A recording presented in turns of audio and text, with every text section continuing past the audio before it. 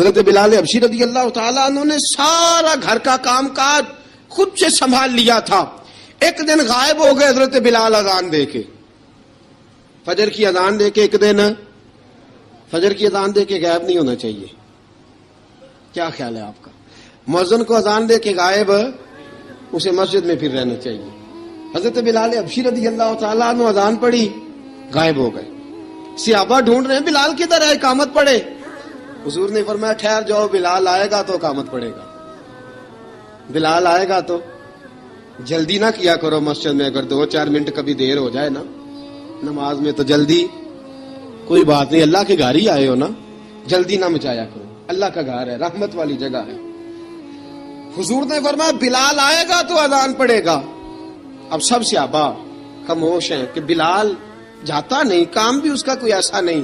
حضرت بلال دوڑے آئے, جلدی دوڑے آئے. رسول پاک صلی اللہ علیہ وسلم نے سوال ہی نہیں کیا کہ بلال تو کدھر سے آیا ہے. فرمایا آ گئے ہو؟ حضور آ گیا ہوں. پڑھو اقامت, پڑھو اقامت. پڑھی, جماعت ہو گئی. اب صحابہ کرام علی مریدوان حیران ہے کہ حضور نے پوچھا ہی نہیں اور بلال آیا بھی دیر سے. حضرت جناب سیدنا صدیق اکبر, جناب مقداد, جناب سلمان فارسی, چند صحابہ نا حضرت بلال کو لے کے, کون ہے بلال تو کدھر تھا؟ راز کی کوئی بات ہے جو بتاتا نہیں, کدھر تھا؟ حضرت بلال رضی اللہ تعالیٰ عنہ کی آنکھوں میں آنسو آ گئے, رو پڑے. کہ بلال کوئی گہری بات ہے, بتا معاملہ کیا ہے, روتا کیوں ہے؟ حضرت بلال حبشی رضی اللہ تعالیٰ عنہ فرمانے لگے جب حضرت خدیجۃ الکبریٰ گھر میں چکی پیستی تھی, تھک جاتی تھی نا تو میں مدد کرایا کرتا تھا. کتنے دن بیت گئے, جب فجر کی اذان دینے کے لیے گزرتا ہوں تو حضرت فاطمہ الزہرا کے بچے روتے ہوتے ہیں. فرمایا میں نے حضرت فاطمہ کو گود میں کھلایا ہے, مجھے اپنے محبوب کی شہزادی سے بڑا پیار ہے. کئی دنوں سے حضور کی خدمت میں عرض کر رہا تھا یا رسول اللہ کو مہربانی فرمائیں.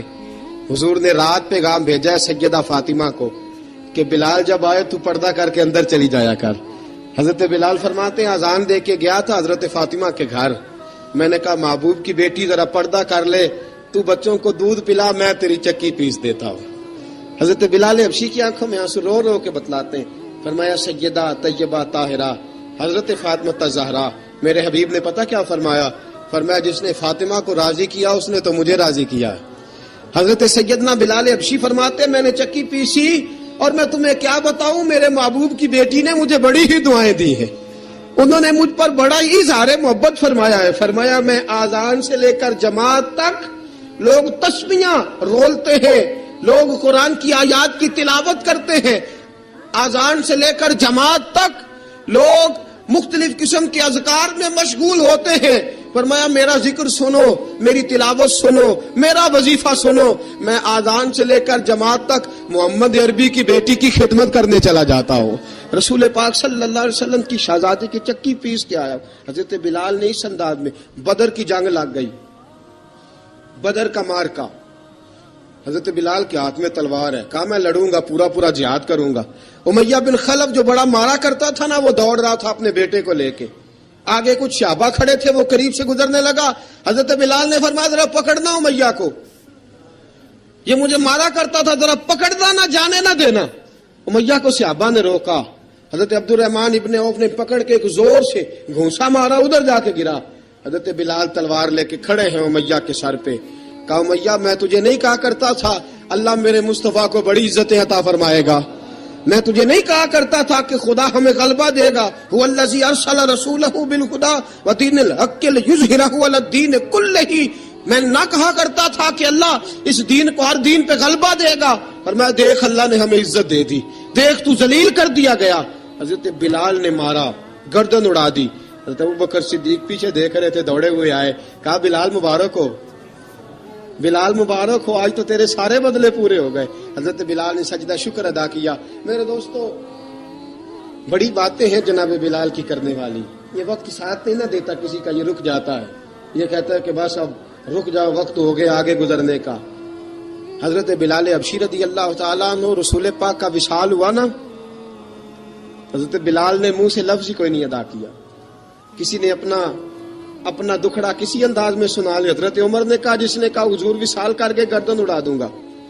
حضرت عثمان غنی نے کہا خبردار کوئی مجھے آ کے نہ بتائے کہ مصطفیٰ وصال کر گئے. حضرت علی المرتضیٰ رضی اللہ تعالیٰ عنہ نے فرمایا نہ بھائی میرے مصطفیٰ پر تو موت آتی نہیں جس طرح آپ لوگوں پہ. سب لوگوں نے اپنے اپنے اظہار کر لیے نا. بلال نے کسی کو دکھ بتایا ہی نہیں. ایک کونے میں بیٹھ کے نا حضرت بلال اکیلے آنسو بہاتے رہے, کسی کو بتایا ہی نہیں, اکیلے روئے. ایک شخص کہنے لگا یار بلال بولتا نہیں. کہا نہ بلاؤ اسے. عصر کی نماز کا وقت ہوا نا تو وہ بلال جو کعبے کی چھت پہ بغیر سیڑھیوں کے چڑھ گیا تھا, وہ بلال جو کعبے کی چھت پہ بغیر کسی سہارے کے چڑھ گیا تھا, اس بلال کو کہا کہ بلال چڑھ ذرا آذان پڑھ مسجد کی چھت پہ چڑھ جا.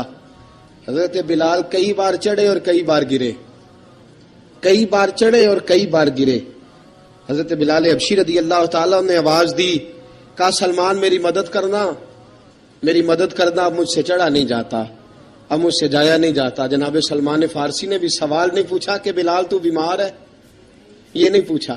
حضرت بلال کو 2-4 صحابہ نے اٹھایا, چھت پہ پہنچایا. بلال نے اذان شروع کی. جب کہا نا اللہ اکبر اللہ اکبر, وہ آواز جس میں بڑا سوز ہوتا تھا, بڑی درد, بڑی بلندی ہوتی تھی, بڑا جوش خروش ہوتا تھا, آج وہ آواز دب گئی. جب بلال نے کہا نا اشہد ان لا الہ الا اللہ, حضرت بلال رضی اللہ تعالیٰ عنہ نے تھوڑی دیر روک کے سانس لیا. جب کہا نا اشہد ان محمد الرسول اللہ, جو سارے چپ کھڑے تھے نا ان میں سے ایک بابا رو پڑا, جس کا نام ابو بکر صدیق تھا. جب حضرت ابو بکر صدیق کی آنکھ میں آنسو آیا تو حضرت بلال چھت کے اوپر زمین پہ گرے, زمین پہ گرے اور کہا ابو بکر یہ ڈیوٹی کسی اور کی لگا دے, یہ ڈیوٹی کسی اور کی لگا دے, اب میری روح اجازت نہیں دیتی, مصطفیٰ کریم کے بعد مجھ سے اذان نہیں پڑی جائے گی. آپ نے واقعہ سن رکھا ہے کہ ایک بار صحابہ نے بلایا, دوبارہ آئے, حضور خواب میں ملے, کہا بلال تو آتا کیوں نہیں. بلال چھوڑ کے چلے گئے تھے, فرمایا اب میرا یہاں دل نہیں لگتا. ملک شام کے شہر حلب میں چلے گئے تھے, چھوڑ دیا تھا مدینہ منورہ, اب میری نگاہوں میں جچتا نہیں کوئی, جیسے میرے محبوب ہیں ایسا نہیں کوئی. حضور خواب میں ملے, آئے مدینے. حضرت بلال آخری بار, لوگوں نے کہا اذان پڑھو, کہا مجھے وہ اذان بھول ہی گئی ہے جو مجھے مصطفیٰ کریم کے زمانے میں پڑھا کرتا تھا, مجھ سے نہیں پڑھی جاتی, نہ مجھے کہو میں کیسے پڑھوں. امام حسن اور حسین نے آ کے دامن تھاما نا تو کہا بیٹا میں تمہاری نانی کا بھی نوکر رہا ہوں, میں تمہاری ماں کی چکی بھی پیستا رہا ہوں, مجھ سے کوئی فرمائش نہ کر ڈالنا, میں نے نوکری کی ہے اور مجھے اگر اللہ نے توفیق دی تو میں تمہارے بچوں کے پیر بھی دھویا کروں گا. لیکن امام حسن رضی اللہ تعالیٰ انہوں نے فرمایا بلال ایک بار تو اذان سنانی پڑے گی. سنائی بلال نے اذان. کوئی گھر مدینے میں ایسا نہیں تھا جہاں سے رونے کی آواز نہ آئی ہو. حضرت عمر فاروق رضی اللہ تعالیٰ عنہ اپنے زمانے میں شام گئے تو جناب بلال حبشی رضی اللہ تعالیٰ عنہ سے کہا کہ اذان پڑھو.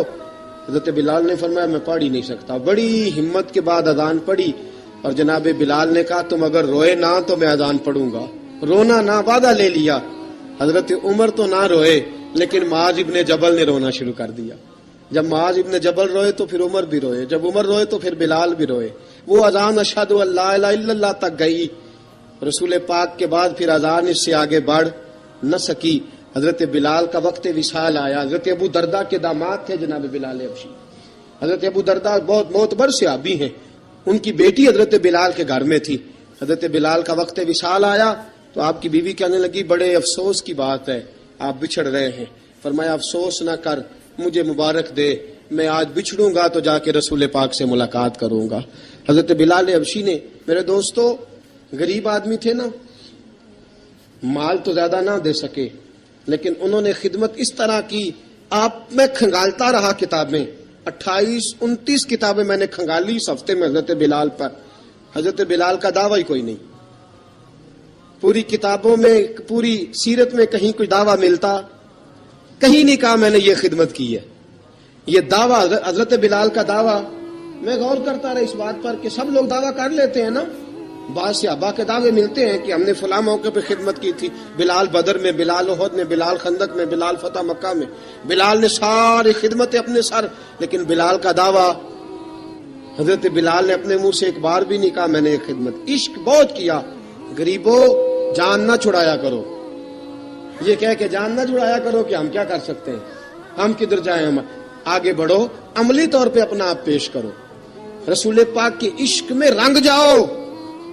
حضرت سیدنا عمر فاروق رضی اللہ تعالیٰ عنہ فرماتے تھے بلال اب تو حبشی غلام نہیں, اب تو مصطفیٰ کے صحابہ کا امام ہے. اب تو ہمارا امام ہے. جناب بلال حبشی رضی اللہ تعالیٰ عنہ کی زندگی بتلاتی ہے کہ غریب اگر آئے اور اپنے آپ کو رنگے رسول پاک کے رنگ میں تو وہ اتنی خدمت کر سکتا ہے، اتنی خدمت کر سکتا ہے کہ کوئی تاریخ بھی حضرت بلال کو چھوڑ کے مکمل ہو سکتی نہیں. کوئی بھی تذکرہ جناب بلال کو چھوڑ کے صحابہ کے تذکرے مکمل ہو سکتے نہیں. اور جہاں جہاں بھی عشق کی داستان لکھی جائے گی پہلے بلال کا نام لکھا جائے گا، پھر بات آگے بڑھے گی. اللہ ہمیں بھی حضرت بلال کے عشق کا قطرہ نصیب کرے، ہمیشہ مدحت خیر الانام میں گزرے. دعا ہے یہ عمر درود و سلام میں گزرے. وآخر دعوانا ان الحمد